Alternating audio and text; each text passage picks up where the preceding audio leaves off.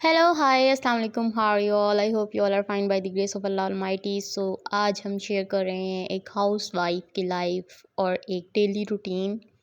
ये जी हमने अपने रूम को थोड़ा सा सेट कर लिया था और अब हमने इसे कम्प्लीटली सेट कर लिया है और सब कुछ यहाँ से हटा दिया है और नीट एंड क्लीन कर दिया है। ये जी एक इमोजी मैं लेके आई थी अपने डोर पे लगाने के लिए और ये है जी हमारा पूरा नीट एंड क्लीन रूम को नीट एंड क्लीन करना भी काफ़ी टफ लगता है कभी कभी। तो ये था जी मेरा पिकाचू और ये मैं आ गई हूँ किचन में। किचन जो है वो रात वाला थोड़ा सा नीट एंड क्लीन है, मतलब मैं रात को नीट एंड क्लीन करके ही लेटती हूँ ताकि मुझे सुबह बहुत ज़्यादा खपना ना पड़े। तो ये मैंने रखा है जी वाटर, 1 ग्लास ऑफ वाटर, उसे थोड़ा सा मैंने हीटअप किया है और ये इसमें लैम डाल के और मैं अब पी लूँगी।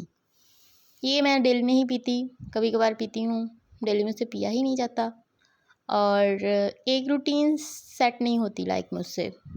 और ये हैं जी हमारे टीवी लॉन के हालात जो कि काफ़ी बेहतर है, नहीं तो ये तो बहुत मैसी हुआ होता है और ये दिन में पता नहीं कितनी दफ़ा साफ़ करना पड़ता है। ये जी हमने ली हैं मूलियाँ और आज हमने खाने हैं मूलियों वाले पराठे।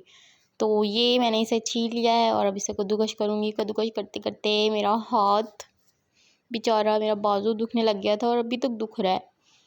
तो ये जी अब इसका बनेगा मसाला और ये है मेरा बेटा, इसे मैं बिठा देती होती हूँ कार्टून देखने के लिए जब मैं किचन में कोई काम करने लगूँ, फिर भी ये मेरे पीछे चला जाता है अम्मा दी करता करता।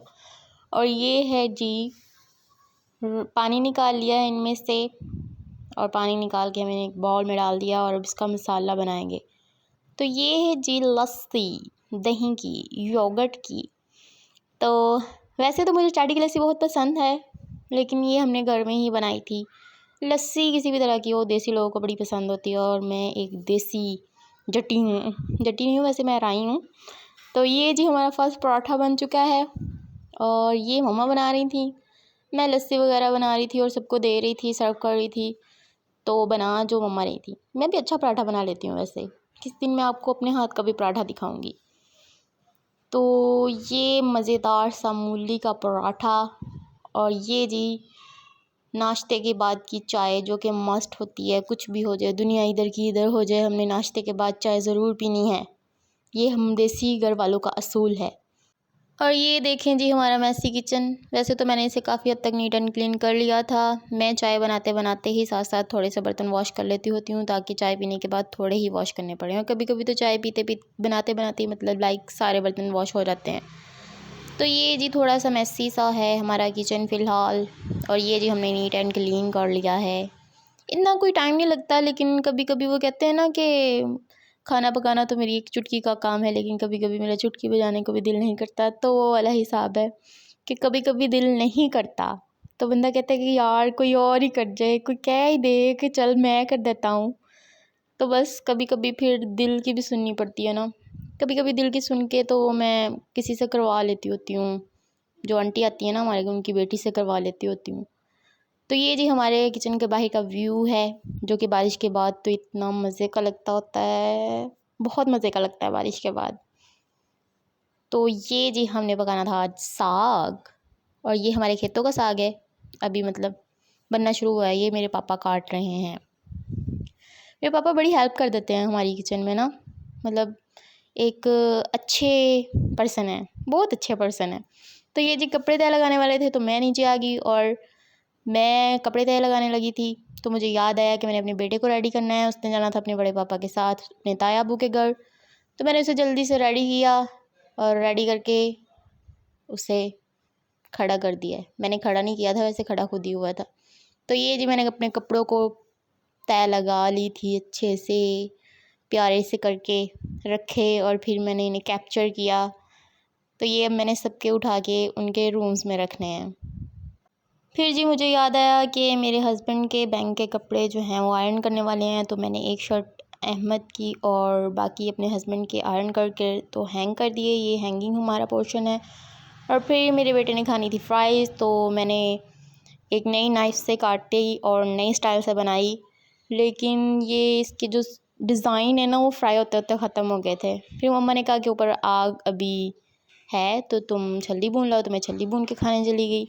और ये हमारा साग पक के रेडी हो चुका था, मज़ेदार सा। अभी वो इसे ब्लेंड करने वाला है। वैसे तो कुछ लोग ऐसे भी खा लेते हैं, मक्खन डाल के ऊपर ये भुजिया सी डाल के और खा लेते हैं मज़े मज़े से। तो फिर मैंने खाए ग्रेट फ्रूट, ये भी मैं खा लेती होती हूँ कभी कभी, बल्कि अक्सर खा लेती हूँ, मुझे अच्छे लगते हैं। तो फिर मैंने अपने ड्रेसिंग की थोड़ी सी सेटिंग की, जो कि बहुत ज़्यादा ख़राब हुई हुई थी और चीज़ें इतनी घुसाई हुई हैं कि वो अभी भी नीट नहीं लग रहा था। एक्चुअली अहमद जो है वो बाहर चीज़ें रहने नहीं देता, ना ड्रॉ में रहने देता है, ना ड्रेसिंग के ऊपर रहने देता है, तो उन्हें छुपा के अंदर करके रखना पड़ता है। तो ये है जी हमारा ड्रेसिंग का पोर्शन छोटा सा। और ये है जी, फिर मैंने खाया था फ्रूट थोड़ा सा, मुझे बहुत ज़्यादा क्रेविंग हो रही थी, तो मैंने सोचा और कुछ नहीं तो फ्रूट ही चाहिए। फिर मैंने रात को साग जो है वो गर्म किया, तुड़का लगाया था, उसे तुड़का लगा दिया था। तो ये इसके लिए मैं प्याज जो है वो लाइट ब्राउन कर रही हूँ। इसे लाइट ब्राउन करने के बाद इसमें मैं अदरक और मिर्ची का पेस्ट डाल दूँगी और फिर इसे थोड़ी देर हिला के, मतलब हल्का सा उसे पका के, फिर मैं इसमें डाल दूँगी साग। और अगर नमक मिर्ची कुछ भी कम हो तो वो भी आप डाल सकते हैं ड्यूरिंग तुड़का तुड़का लगाते हुए आप वो भी डाल सकते हैं। तो ये अभी इसे थोड़ा सा हम भून रहे हैं। लाइक देख लें कि फ़ीमेल कितने काम करती हैं, फिर भी बाज़ टाइम आपके हस्बैंड जब आके कह देते हैं कि सारा दिन की किता, तो कसम से इतना गुस्सा आता है, बहुत गुस्सा आता है। ये हाउसवाइफ ज़्यादातर मेरी बात से एग्री करेंगी कि वाकई ही बहुत गुस्सा आता है जब कोई कह देता है सारा दिन कितना ही किया। तो ये है जिस साग हमने इसमें डाल दिया है और डाल के फिर हमने इसे हिलाना है थोड़ा सा। और साथ साथ मैं अपना आटा गूँदने वाला काम और जो बर्तन बेसन में होते हैं वो भी मैं साथ ही वॉश कर लेती हूँ। सुग्गर सी थी हूँ मैं, साथ साथ काम निबेड़ देती हूँ अपना कि जल्दी जल्दी मेरा काम ख़त्म हो, मैं वेली हूँ। तो ये है जी, वेली मैं फिर भी नहीं होती। और ये हमारा साग जो है वो तुड़क हो चुका है और गर्म हो चुका है लाइक। तो ये अब हम इसे ढक्कन दे के रख देंगे थोड़ी देर इस तरह से तड़फाने के लिए। इस तरह से तड़फता रहेगा, तड़फता रहेगा। और अच्छा, ये बाज़ टाइम इसके छींटे जो है ना वो भी मुंह पे पड़ जाते हैं, हाथों पे, मुंह पे, गरम गरम से, तो फिर जलन भी बड़ी होती है। लो फ्लेम पे अब हम इसे रख देंगे कि ये तड़फता रहे। और साथ ही मैंने आटा भी गूँध लिया था, ये साग का इसके ऊपर ड्रॉप गिरा हुआ है, वो तुड़के वाला जो बाहर आ रहा है ना वो। तो फिर लास्ट पे पढ़ी मैंने मगरिब की नमाज़, और नमाज़ मैं सारी ही पढ़ लेती हूँ, कभी कभार कोई भी नहीं पढ़ती, ज़रा हो जाती हूँ शैतान तारी हो जाता है मुझ पे।